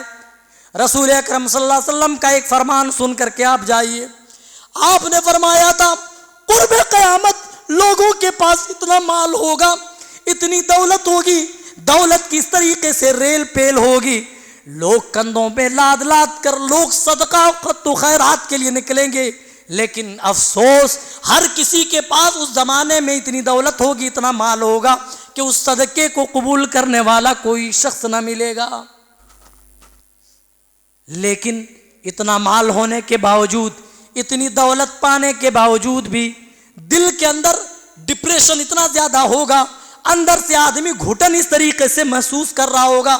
رسول اکرم صلی اللہ علیہ وسلم فرماتے حتیٰ کہ آدمی اگر کسی کی قبر کے پاس سے گزرے گا تو قبر والے سے مخاطب ہو کر کے کہے گا، صاحب قبر سے کہے گا، اے قبر والے کاش تو میری جگہ اور میں تیری جگہ ہوتا تو کتنا بہتر ہوتا، اے کاش کم سے کم اس گھٹن سے تو نجات مل جاتی، اس ڈپریشن سے تو ہم بچ جاتے۔ آج تم چاہتے ہو ساری دنیا کی دولت مل جائے، اللہ کی قسم وہ زمانہ آ گیا ہے، لوگوں کے درمیان دولتیں بڑھتی جا رہی ہیں اور دین اٹھتا جا رہا ہے، دین اسی طریقے سے اٹھ جائے گا۔ رسول اکرم صلی اللہ علیہ وسلم نے فرمایا تھا ان قریب تمہارے اوپر ایسے فتنے رونما ہوں گے، بادروا بالاعمال فتنا، اے لوگو فتنے رونما ہونے سے پہلے نیک اعمال کر لو۔ وہ فتنے کیسے ہوں گے؟ رسول اکرم نے فتنوں کی نشاندہی فرمائی، کقطع اللیل المظلم، جو شب تاریک کے ٹکڑیوں کے مانند ہوں گے۔ فتنے کیسے؟ رات کے اندھیروں کی طرح۔ اندھیرا کیسا ہوتا؟ کالا اندھیرا دکھتا بھائی، آپ ٹار جلا کر بھی اندھیرے کو نہیں دیکھ سکتے۔ اسی لیے اللہ کے رسول کہہ رہے ہیں وہ فتنے اس طریقے سے نظروں سے اوجھل ہو کر تمہارے اوپر ظاہر ہوں گے، اگر تم دیکھنا بھی چاہو تو ان فتنوں کو تم دیکھ نہ سکو گے، لیکن ایفیکٹ کتنا ہوگا، اثر انداز کیا ہوگا؟ رسول اکرم صلی اللہ علیہ وسلم فرماتے ہیں جو شب تاریک کے ٹکڑوں کے مانند فتنے قیامت سے پہلے رونما ہوں گے، اس کے ایفیکٹ اس طریقے سے ہوں گے، یصبح الرجل مؤمنا ویمسی کافرا، صبح صبح آدمی مومن رہے گا لیکن شام ہوتے ہوتے کافر ہو جائے گا۔ ہاں جی، رسول صلی اللہ علیہ وسلم کا فرمان ہے، صبح کو آدمی مومن رہے گا لیکن رات ہوتے ہوتے، شام ہوتے ہوتے آدمی کافر ہو جائے گا۔ وَيُمْسِي مُؤْمِنًا، شام کو تو مومن رہے گا، وَيُصْبِحُ كَافِرًا، لیکن صبح ہوتے ہوتے آدمی کافر ہو جائے گا۔ وجہ کیا ہوگی؟ يَبِيعُ دِينَهُ بِعَرَضٍ مِّنَ الدُّنْيَا، آپ نے فرمایا لوگ دنیا کے چند چیزوں کے عوض، دنیا کے چند سامان، چند ساز و سامان کے عوض اپنا ایمان بیچ دیں گے۔ اور میرے بھائیوں، عدالتوں میں جا کر کے آپ دیکھیں جھوٹی گواہیاں لوگ دے رہے ہیں 100 روپے کے بدلے، ایک ایک پیالی چائے میں لوگوں کو بکتے دیکھا ہے، 100 گرام پکوڑی کھا کر جھوٹی گواہی دیتے دیکھا ہے۔ اے لوگوں، ہمارے ایمان اتنے کمزور ہو جائیں کہ 100 روپے میں بک جائیں، ایک ایک پیالی میں فروخت ہو جائیں۔ آپ نے تو فرمایا تھا دنیا کے चंद साजो सामान के एवज यबीउ दीनहू, अपने दीन को वो बेच डालेगा। आज ये उम्मत मुस्लिमा माल हासिल करने में ये भी नहीं देख रही है कि माल हलाल से आ रहा है या हराम तरीके से। आज ये नौजवान नस्ल ये ड्रीम 11 पर ये सट्टा लगाते हैं। हाँ, क्रिकेट का जब मैच होता है ये ड्रीम 11 पर सट्टा लगाते, जुआ खेलते। अरे हम मुसलमान हैं, कम से कम हमें तो इसकी तमीज़ होनी चाहिए भाई। अगर हमारे अंदर ही इसकी तमीज़ नहीं रही मेरे भाई, तो फिर हम गैरों को कहाँ से राह हिदायत दिखा सकते हैं? बताइए आप। अपने अंदर बेदारी लाइए नौजवानों, और जहां के नौजवान जाग जाएं, जहां के नौजवान इबरत पकड़ ले, अल्लाह की कसम वो पूरे मुआशरे को राह रास्त पे ला सकते। मुआशरे में जानते नौजवानों की अहमियत क्या है? बूढ़े बुजुर्ग लोग जितने हैं आप भी सुने, मुआशरे में रीढ़ की हड्डी की तरह है। जिस तरह जिस्म में रीढ़ की हड्डी को मकाम हासिल है, क्या हासिल है? अगर रीढ़ की हड्डी बीच में से सरका दी जाए, ऐसे हो जाए, खड़े नहीं हो सकते। वही नौजवान तबके की मिसाल है, लेकिन यही तबका अगर बिगड़ जाए तो पूरे मुआशरे को बिगाड़ने के लिए काफी है। इसीलिए नौजवानों पर ध्यान देने की जरूरत है। ऐ नौजवानों, जिस तरीके से सहाबा ने अपनी जवानी इस्लाम के लिए सर्फ कर दी, ऐ मेरी नौजवान साथियों, ऐ मेरे नौजवान साथियों, सहाबा की तरह अपने कुलूब अज़हान को किताबुल्लाह और सुन्नत रसूल से मुनव्वर मुजल्ला करो। आओ किताबुल्लाह को पढ़ो, आओ सहाबा की तारीख पढ़ो, आओ सहाबा की तरह इताअत का जज्बा अपने सीनों के अंदर पैदा करो। फिर देखो दुनिया में जिंदगी जीने का मजा क्या है। और मेरे भाई, हम समझते हैं कि दुनिया में ठाट पाट की जिंदगी हो तभी जिंदगी है। नहीं मेरे भाइयों, दुनिया कुछ नहीं है। जहां कहीं भी अल्लाह ताला ने दुनिया को जिक्र किया, कुरान पढ़िए। इसीलिए तो बारहा उलमा कहते हैं कि कुरान आप तर्जमे के साथ पढ़िए। अभी शेख बता रहे थे कि कुरान आप खुद से जब पढ़ेंगे तो आप खुद महसूस करेंगे कि अल्लाह ने हमारे लिए कौन सा पैगाम दिया। अल्लाह ने कहा, क्या कहा? आई मेरे बंदो, कुरान में खुद अल्लाह ताला ने अपने बंदों से मुताल्लिक फरमाया है, दुनिया की मिसाल देते, वमल हयातुद दुनिया इल्ला मताउल गुरूर।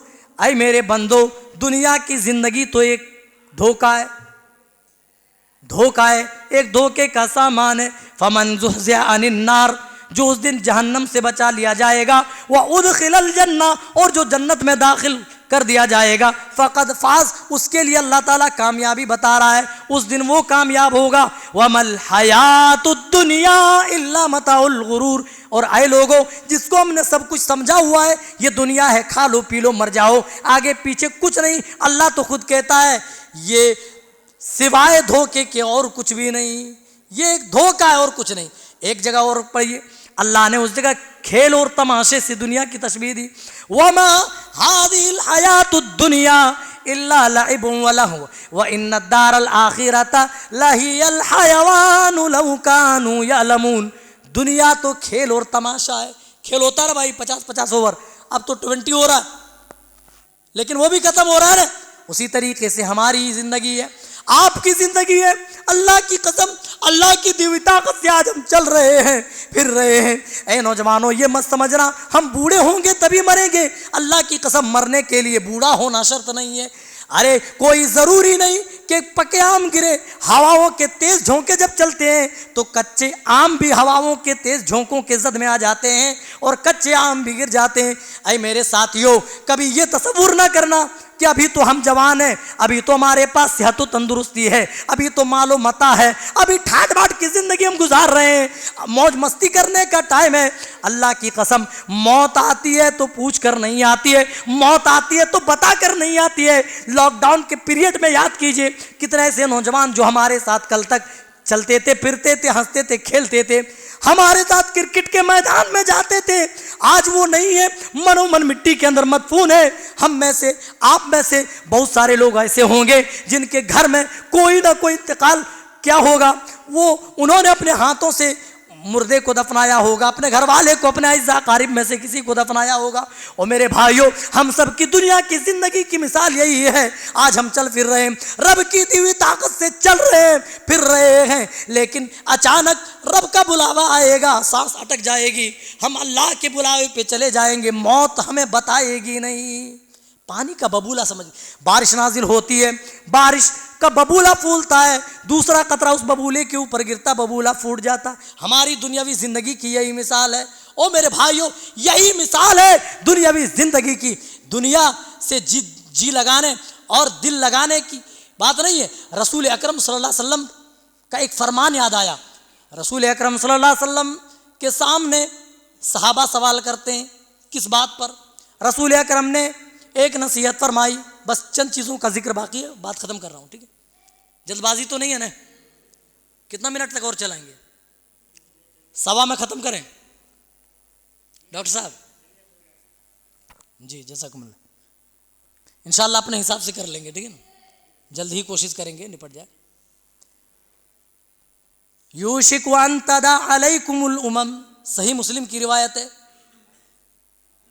اللہ کے رسول نے فرمایا قریب تمہارے اوپر ایک دور ایسا آئے گا، ایک زمانہ آئے گا، ان تدع علیکم الامم کما تدع الاکلۃ الی قصاتها، وہ زمانہ ایسا ہوگا، وہ دور ایسا ہوگا جس دور کے اندر باطل قومیں تمہارے اوپر ٹوٹ پڑیں گی، وہ ایسے جیسے بھوکے دسترخوانوں کے اوپر ٹوٹتے ہیں۔ آدمی کئی دن کا بھوکا ہو، دسترخوان سجا ہوا ہو، کھانے پینے کی مختلف قسم کی اشیاء موجود ہوں، تو بتائیے وہ کیسے ٹوٹے گا، کیسے چھٹ سے آ کر کھانا شروع کر دے گا۔ آپ نے وہی مثال دی، جس طریقے سے کھانے والے بھوکے دسترخوانوں پر ٹوٹ پڑتے ہیں۔ صحابہ سیدھے سادے تھے بیچارے، انہیں عمل کرنا ہوتا تھا، اس لیے چلتے چلاتے سوال بھی پوچھ لیا کرتے تھے۔ آج تو لوگ تقریریں بھی سنتے ہیں تو انٹرٹینمنٹ کے لیے، بس آنند لے رہے صاحب، پھر صبح تبصرے ہوں گے۔ نہیں میرے بھائی، یہ تقریروں کو، قرآن و حدیث کی باتوں کو انٹرٹینمنٹ کا ذریعہ مت بنائیے، ہدایت کا ذریعہ بنائیے، آپ کی دنیا بھی آپ کی آخرت دونوں سنور جائے گی۔ انحن قلۃ یومئذ یا رسول اللہ، اللہ کے رسول کیا ہماری تعداد اس وقت کم ہوگی؟ اللہ کے رسول نے فرمایا نہیں، بل انتم کثیر، تمہاری تعداد بہت زیادہ ہوگی، اس کے باوجود تمہاری حالت غصاء، آپ نے سیلاب میں بہنے والے خش و خاشاک سے مثال دی۔ سیلاب آپ نے دیکھے ہوں گے، بارش جب تیز ہوتی ہے پہلے پہل تو طرح طرح کے جو لکڑیوں کے ٹکڑے ہیں، کاغذ ہیں، گلاس ہیں، بہے چلے آتے ہیں اور اس کے اوپر جھاگ چھوڑتے ہیں، اسی کو کہا جاتا ہے خش و خاشاک۔ جس طریقے سے پانی کے اوپر جھاگ آ جاتا ہے، بہنے والے پانی میں اس جھاگ کی کوئی حیثیت نہیں ہوتی، بہنے والی چیزوں کی کوئی حیثیت نہیں رہتی۔ آپ نے وہی مثال دی، اے میری صحابہ، مسلمانوں کی حالت ویسے ہو جائے گی جس طریقے سے سیلاب میں بہنے والے خش و خاشاک کی مانند خش و خاشاک کی حالت ہوتی ہے۔ کہا کہ ہماری تعداد کم ہوگی؟ کہا نہیں۔ کہا اللہ کے رسول پھر وجہ کیا ہوگی؟ آپ نے وجہ بتائی۔ اور میرے بھائی اپنے کلیجے پہ ہاتھ رکھ کر کے وجہ سنیے، آج ہم اس کے شکار ہیں یا نہیں؟ آپ یہاں نہ سمجھیں، یہاں سمجھ میں نہ آئے، گھر میں جائیں چادر اوڑھ کر کے سمجھیں۔ تنہائی انسان کو اللہ کا یاد دلاتی ہے، اللہ کی یاد دلاتی ہے، تنہائی انسان کو اللہ کے خوف سے متعارف کراتی ہے۔ اس لیے یہاں اگر آپ کی سوچ و فکر کام نہ کرے، آپ اکیلے میں سوئیے اور سوچ و فکر سے کام لیجئے۔ صحابہ نے کہا اللہ کے رسول پھر کیا وجہ ہوگی؟ آپ نے فرمایا تمہارے دشمنوں کے سینوں سے رعب نکال لیا جائے گا اور تمہارے سینوں کے اندر وہن نام کی بیماری ڈال دی جائے گی۔ وَمَا الْوَهْنُ یا رسول اللہ، اللہ کے رسول یہ وہن کیا چیز ہے؟ آپ نے فرمایا حب الدنیا وکراہیت الموت، دنیا سے حد درجہ محبت اور موت سے ناپسندیدگی۔ آج دنیا سے اتنی زیادہ محبت ہے کہ لوگ حلال و حرام میں بھی تمیز نہیں کر رہے، بس لوگ یہ سوچ رہے ہیں حلال و حرام نہیں دیکھنا، जुए से पैसा आ रहा कोई बात नहीं, लोगों को ठग रहे हैं कोई बात नहीं, दूसरों के हुकूक पामाल कर रहे हैं कोई बात नहीं, दूसरों का माल हड़प रहे हैं कोई बात नहीं, दूसरों की जमीन ले रहे हैं कोई बात नहीं, बस माल आना चाहिए। ला यातियन्ना अलन्नासि ज़मानुन ला युबालिल मरउ बिमा अखज़ल माल अमिन हलालिन अमिन हराम। क़ुर्ब क़यामत माल हासिल करने में लोग कुछ भी तमीज़ ना करेंगे, कुछ भी परवाह नहीं करेंगे, अमिन हलालिन अमिन हराम, कि उन्होंने जो माल हासिल किया है, जो रोज़ी का ज़रिया बनाया हुआ है, वो ज़रिया हलाल का है या हराम का है, लोग इसकी परवाह नहीं करेंगे। आज परवाह नहीं है, परवाह है तो सिर्फ माल की। माल आ जाए, दौलत आ जाए, ओ मेरे भाइयों, अगर हम इस दुनिया में ठाट बाट की भी जिंदगी गुजार लें और अमाल अच्छे न रहे, ओ मेरे नौजवान साथियों, ओ मेरे बुजुर्गों, आई मेरे भाइयों, आई मेरी कौम की बेटियों, माओ, अगर अच्छे अमाल न रहे तो अल्लाह की कसम ठाट बाट की जिंदगी गुजारने के बाद भी जहन्नम का एक लम्हा अजाब चखने के बाद दुनिया की सारे ऐशो आराम को हम भूल जाएंगे। रसूल अकरम फरमाते क़यामत का मंजर होगा, जन्नत व जहन्नम का फैसला हो चुका होगा।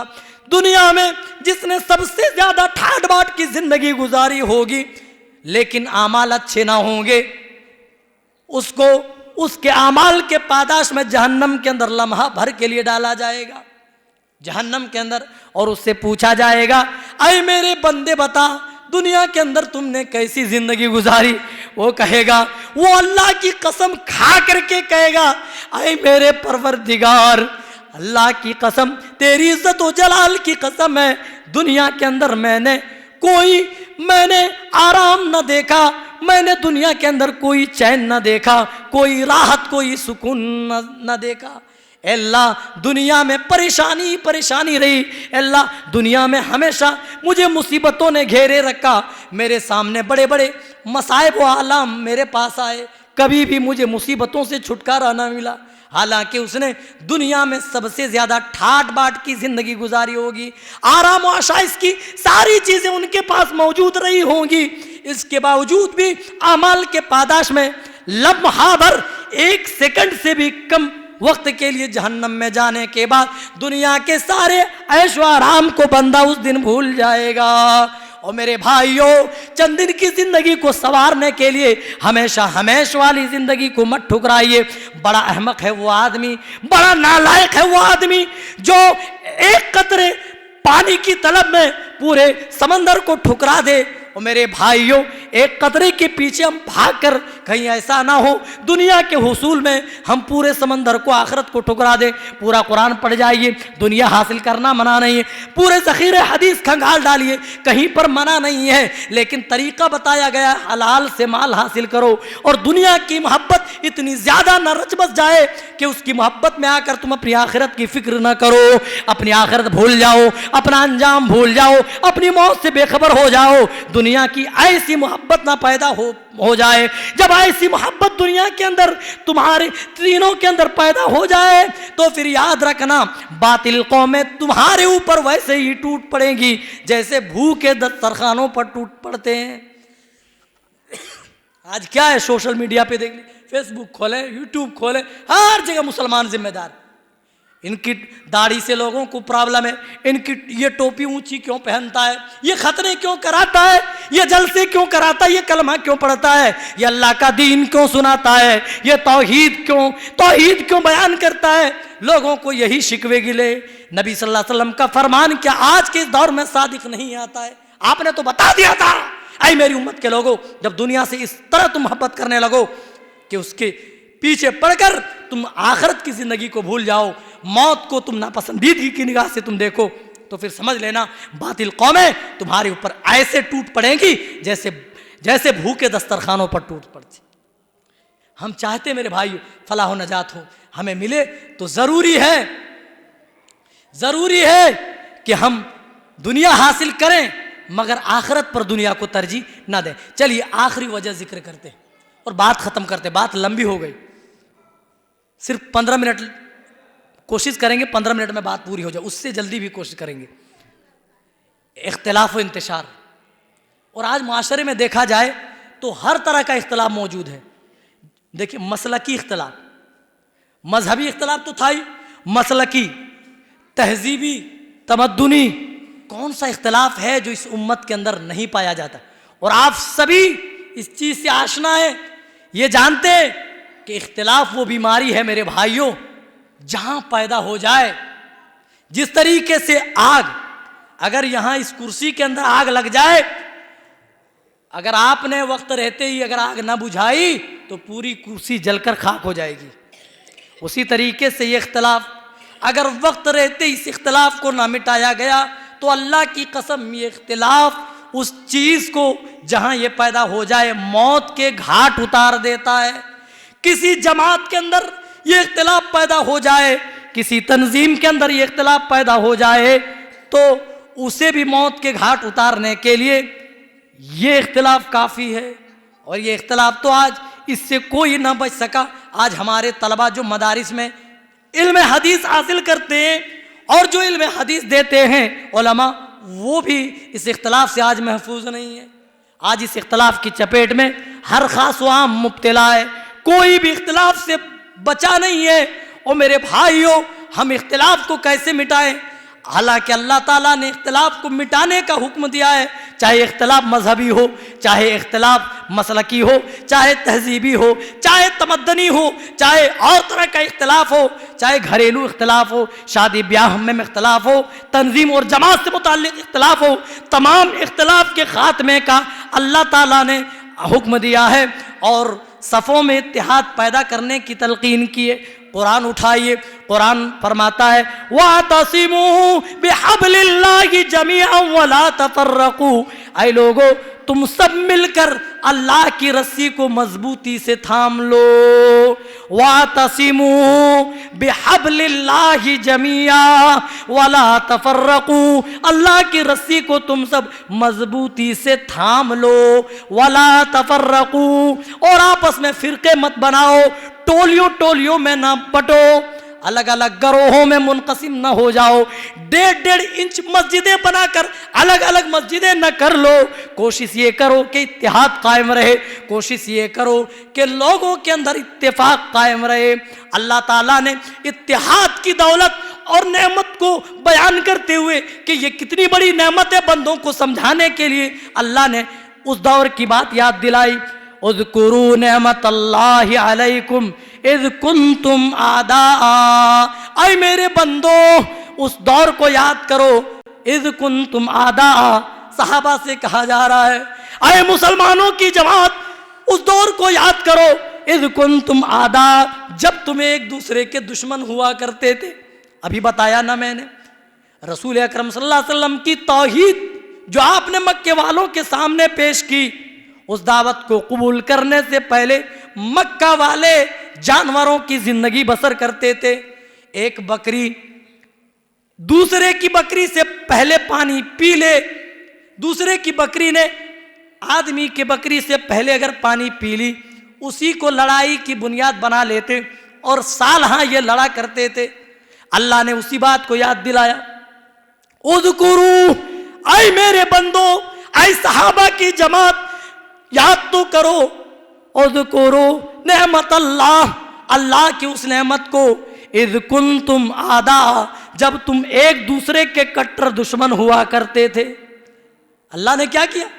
فَأَلَّفَ بَيْنَ قُلُوبِكُمْ، تو اللہ تعالیٰ نے اسی کٹرتا کا خاتمہ کر دیا. کس سے؟ الفت و محبت کے ذریعے. فَأَلَّفَ، طلبہ جانتے ہیں فَأَلَّفَ بَيْنَ قُلُوبِكُمْ، اللہ تعالیٰ نے تمہارے دلوں میں الفت و محبت ڈال دی. فَأَصْبَحْتُمْ بِنِعْمَتِهِ إِخْوَانًا، اللہ نے جب تمہارے سینوں کے اندر اختلاف کا خاتمہ کر کے آپس میں محبت ڈال دی تو اس کے فضل و کرم سے تم اخوانا، تم بھائی بھائی بن گئے. ابھی تو ایک دوسرے سے لڑا کرتے تھے، ایک دوسرے کے لیے اب خون گرانے کے لیے صحابہ تیار تھے. جب ہجرت کر کے مہاجرین انصار کے سامنے آتے ہیں، انصار نے جو قربانی پیش کی وہ بتانے کی ضرورت نہیں، ہر مسلمان اس قربانی سے آشنا ہے. اللہ کی قسم گھر میں جتنی چیزیں تھی میں اپنے مہاجرین کے لیے دروازہ کھول دیا. اگر گھر موجود ہے تو گھر کو بھی 2 ٹکڑوں میں بانٹ دیا. حتیٰ کہ جن کے پاس 2 بیویاں تھی کہا پسند کرو، ایک کو ہم طلاق دیں گے، آپ ان سے نکاح کر لیں. ارے جتنی کھیتیاں تھی کھیتیاں بانٹ ڈالی، دولتیں تھی دولت بانٹ ڈالی. او میرے بھائیوں، وہ اخوت و بھائی چارگی آج ہمارے اندر کیوں نہیں پائی جاتی؟ آج ہم مسلک کی بنیاد پر لڑتے ہیں، خاندان اور برادری کے نام پر لاٹھی اور تلواریں اور پستول نکالتے ہیں. اپنے آپ کو ہم اہل حدیث کہتے ہیں، اپنے آپ کو مسلمان کہتے ہیں. ہم برادری کے نام پر آج ہم لڑا کرتے ہیں. وہ انصاری، یہ خان، یہ پٹھان، یہ فلاں، یہ فلاں، میں بڑا تو بڑا تو بڑا. قرآن پڑھیے، اللہ نے مسلمانوں کو جو پیغام دیا ہے اور بتایا ہے، اے مسلمانوں تم سب ایک مرد ایک عورت کی سنتان ہو. ایک مرد اور ایک عورت سے ہی تم سب کے سب پیدا کیے گئے ہو. آدم و حوا کی تم سب کے سب اولاد ہو.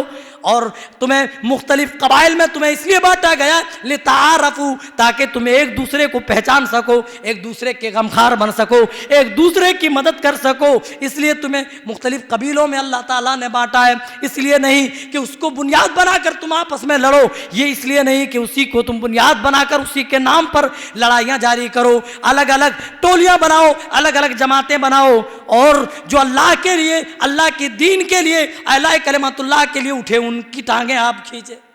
منع کیا اللہ نے، آپ ایسا نہ کریں. ہر قسم کے اختلاف سے اللہ نے منع کیا. وَلَا تَفَرَّقُوا کہ آخری بات، مدینے میں رسول اکرم صلی اللہ علیہ وسلم نے ہمارے لیے آئیڈیل ہے نا بھائی. اگر رسول کی زندگی سے اگر ہم سبق نہ حاصل کریں تو پھر ہم کس کی زندگی پڑھیں؟ آج یہی تو ضرورت ہے. آج ہم مسلم بچوں سے، مسلمان بچوں سے پوچھ لیجئے، کسی ہیرو کا فوٹو دکھا کر اللہ کی قسم بتا دیں گے کس ہیرو کا فوٹو ہے. لیکن کوئی دعا پوچھ لیں، بہت کم بچے ہوں گے. ایسا نہیں ہے کہ نہیں بتا سکتے. الحمدللہ اچھے ماں باپ ہیں جو اپنے بچوں کی اچھی تربیت کرتے ہیں، اچھی تعلیم دے رہے ہیں. لیکن کچھ ماحول بھی ایسا ہوتا ہے جس کی وجہ سے بچے بگڑ جاتے ہیں. موبائل کے ماحول نے، غلط فلموں میں، غلط سیریلوں نے ماحول اتنا پراگندہ کر دیا ہے. او میرے بھائیوں، آج ایک چھوٹا بچہ آپ اٹھا کر جو اسکول میں 7ویں 8ویں جماعت میں پڑھتا ہو، 10ویں 11ویں میں پڑھتا ہو، ایسا نہیں ہو سکتا کہ اس کی کوئی گرل فرینڈ نہ ہو. اور اتنی عمر کی کوئی لڑکی آپ اٹھا کر پوچھ لیجئے، ایسی بہت کم ہی ملے گی جس کے بوائے فرینڈ نہ موجود ہو. یہاں تو موبائلوں نے، غلط فلموں میں نے ماحول اتنا خراب کر دیا ہے. موبائلوں کے ذریعے سے معاشرے میں اس طریقے سے زہر گھول دیا گیا ہے. یہاں تو لمحوں میں ہی کسی سے پیار ہو جاتا ہے اور چند منٹ کے بعد پھر بریک اپ کے معاملات بھی سامنے آتے رہتے ہیں. فیس بک، انسٹاگرام میں اس طرح کے ریلز اور ویڈیوز آتے رہتے ہیں. لوگ دیکھ کر اپنی آنکھیں سینکتے رہتے ہیں، لیکن کبھی بھی اس پر غور نہیں کیا، کبھی اس پر افسوس نہیں کیا. او میرے بھائیوں، ہماری ذلت کے سبب میں سے یہ ہے کہ ہم نے ایمان کے تقاضوں کو بھی نہ سمجھا. آج ہماری بیٹیاں ارتداد کا شکار ہو رہی ہیں، غیروں کی آغوش میں جا رہی ہیں. کلمہ پڑھنے والی مسلم خاندان میں جنم لے کر، پیدا ہو کر، اللہ کا نام لے کر، اللہ کا کلمہ پڑھ کر، رسول اکرم صلی اللہ علیہ وسلم کے فرمودات کے گن گا کر آج غیروں کے آغوش میں جا رہی ہے. ہمیں اس کی کوئی فکر نہیں. پھر بھی ہماری دعوتوں میں بڑی بڑی لمبی فہرست کھانے پینے کی ہوا کرتی تھی. الگ الگ مختلف انواع و اقسام کے کھانے پینے کی چیزیں موجود ہیں. جب تک کوئی بڑا فنکشن ہال کوئی بک نہ کرے آدمی، تب تک مسلمانوں کی شادی نہیں ہوتی ہے. 200-250 روپے میں بننے والے کارڈ جب تک نہ بنیں گے تب تک مسلمان کی شادی نہیں ہوتی ہے. جب تک 80 جوڑے کپڑے نہ ہوں گے، 22 تولے سونے اور 40 تولے چاندی نہ ہوں گے. کوئی ایسا مسلمان دکھا دیجئے جس کی بھائی شادی ہو جاتی ہو. جب شادی کو اتنا بڑا بوجھ بنا دیا ہے، ایک پان کی دکان چلانے والا، ایک پان بیچنے والا، ایک ٹوٹو چلانے والا، آپ انصاف کیجئے، وہ اپنی بیٹی کی شادی کیسے کرے گا؟ اور میرے بھائیوں، جہاں ان بچوں کا قصور ہے کہ ان بچوں نے ایمان کی حلاوت کو نہ سمجھا، انہیں حضرت سمیہ جیسی حلاوت ایمان کی محسوس کر لینی تھی جنہوں نے اپنی جان تو اللہ کے راستے میں گوا دی لیکن توحید سے کوئی کمپرومائز اور سمجھوتا نہیں کیا۔ وہیں پر کچھ ہماری بھی، ہم مسلمانوں کی بھی بھول اور ذمہ داریاں ہیں۔ ہم نے شادی کو اتنا ہم نے بڑھا چڑھا کر کے شادی کو لوگوں کے درمیان پیش کیا کہ لوگ شادی کرنے سے پہلے لوگ 1000 بار سوچتے ہیں۔ غریب تو شادی کا نام سن کر ہی غش کھا کر کے گر جاتے ہیں۔ او میرے بھائی، کیا قیامت کے دن صرف ہماری نمازوں کے بارے میں ہی پوچھا جائے گا؟ نہیں پوچھا جائے گا فلاں بیٹی تمہاری گلی کی تھی، تمہارے محلے کی تھی، ارے تمہارے خاندان کی تھی، تمہارے رشتہ دار کی تھی، وہ کیوں مرتد ہو گئی، ایمان سے کیوں پھر گئی، ارتداد کا شکار کیوں ہو گئی؟ کیا ہم سے آپ سے کیا اس کا بھائی مطالبہ نہیں ہوگا؟ کیا سوال و جواب نہیں ہوگا؟ بھائی نہیں بچ سکتے اللہ کی گرفت۔ جانتے اللہ تعالیٰ تو عیسیٰ علیہ السلام سے بھی جو ایک معزز رسول ہے، اللہ تعالیٰ پوچھے گا اذ قال اللہ یا عیسیٰ ابن مریم اانت قلت للناس اتخذونی وامی الہین من دون اللہ، اے عیسیٰ ابن مریم کیا تو نے کہا تھا مجھ کو اور میری ماں کو اللہ کے علاوہ معبود بنا لو؟ وہ حضرت عیسیٰ علیہ السلام پلو جھاڑ دیں گے، کہیں گے اللہ میں نے ایسا نہیں کیا۔ تو کیا ہم اپنا پلو عیسیٰ علیہ السلام کی طرح جھاڑ سکتے ہیں؟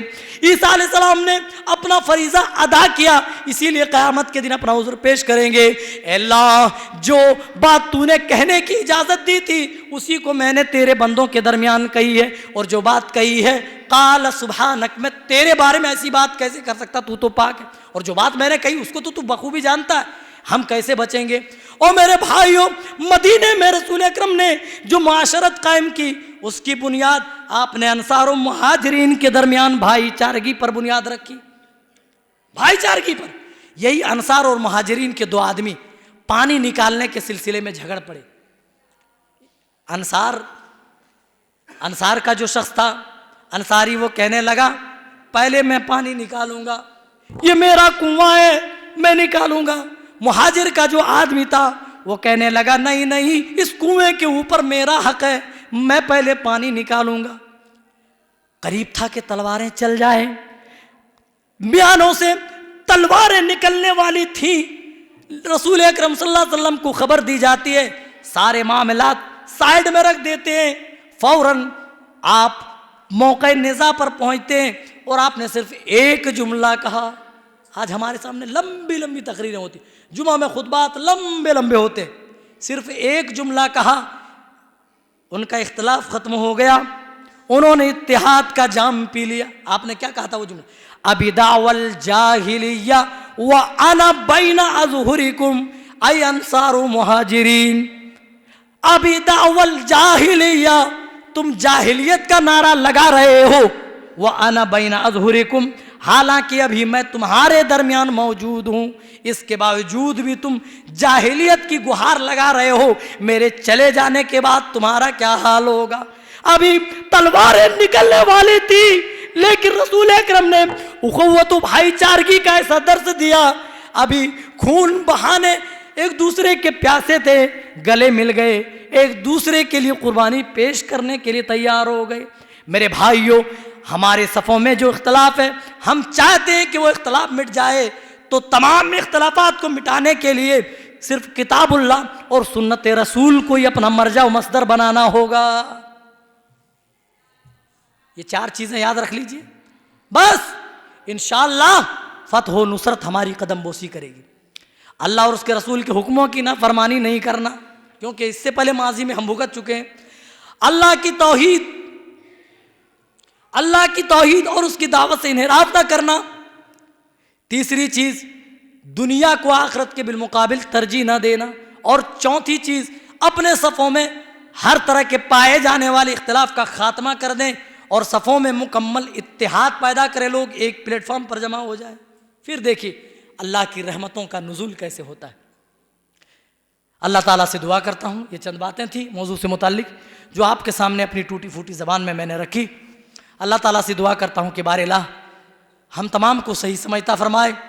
اللہ منتظمین جلسہ کو اللہ جزائے خیر دے، اس کا بہتر بدلہ دے۔ اللہ اس کے معاونین کو جنہوں نے بڑھ چڑھ کر کے حصہ لیا، اللہ جتنے بھی سننے والے ہیں ان کو بھی جزائے خیر دے۔ ہم سب کی گردنوں کو جہنم کی آگ سے محفوظ فرما۔ اے اللہ ہمیں سچا پکا مسلمان بننے کی توفیق عنایت فرما۔ اے اللہ جو ہماری ذلت کے اسباب ہیں ان اسباب پر ہمیں غور و فکر کر کے اس پر عمل پیرا ہونے کی توفیق دے. آمین. تقبل یا رب العالمین. والسلام علیکم ورحمۃ اللہ وبرکاتہ.